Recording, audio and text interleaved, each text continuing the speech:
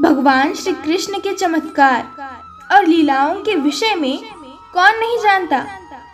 वो भगवान विष्णु के अवतार थे। वो जो चाहे वो कर सकते थे और कई अवसरों पर किया भी था। किंतु एक ऐसा अवसर भी आया था जब श्री कृष्ण को रणभूमि छोड़कर भागना पड़ा था, जिस कारण उनका नाम रणछोड़ पड़ गया था।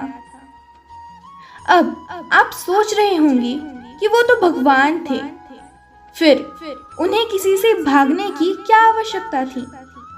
दरअसल इसके पीछे एक बेहद ही रहस्यमय कथा है, जिसके बारे में शायद ही आप जानते होंगे।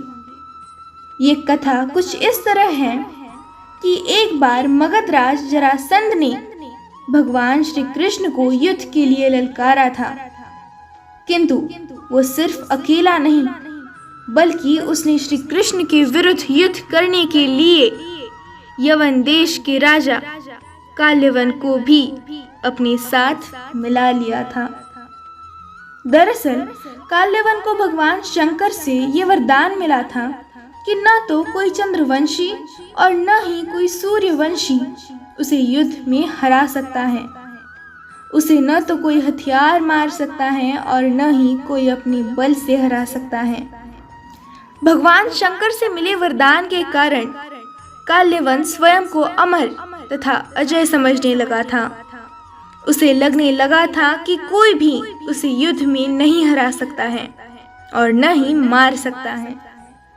जरासंध के कहने पर काल्यवन ने अपनी सेना के साथ मथुरा पर आक्रमण कर दिया।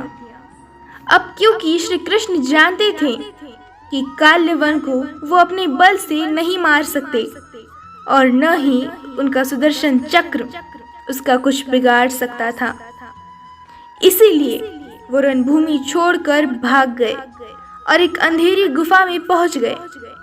श्री कृष्ण जिस गुफा में जाकर छिपे हुए थे, उसमें पहले से ही राजा मुचकुंद गहरी नींद में सोए हुए थे। दरअसल उन्होंने असुरों से युद्ध कर देवताओं को जीत दिलाई थी। उन्होंने बहुत सारे युद्ध लड़कर संपूर्ण संसार पर विजय पाली थी। लगातार कई दिनों तक युद्ध करने के कारण वो थक गए थे। इसीलिए भगवान इंद्र ने उनसे सोने का आग्रह किया और उन्हें एक वरदान भी दिया, जिसके मुताबिक जो कोई भी उन्हें नींद से जगाएगा वो जलकर भस्म हो जाएगा। राजा मुचकुंद को मिले वरदान की बात श्री कृष्ण को ज्ञात थी, इसीलिए वो काल्यवन को अपने पीछे पीछे उस गुफा तक ले आए जहां राजा मुचकुंद सोए हुए थे। श्री कृष्ण ने काल्यवन को भ्रमित करने हेतु अपना पीताम्बर राजा मुचकुंद के ऊपर डाल दिया।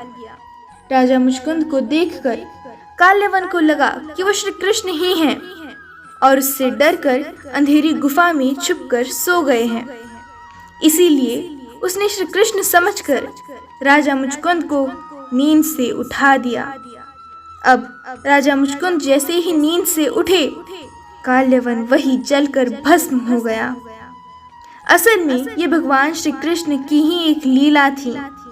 उन्होंने महाभारत के युद्ध में गीता का उपदेश देते हुए कहा भी था कि सृष्टि में जो कुछ भी होता है उन्हीं की इच्छा से होता है। तो जाहिर है काल्यवन का अंत भी उन्हीं की इच्छा से हुआ था। जय श्री कृष्ण।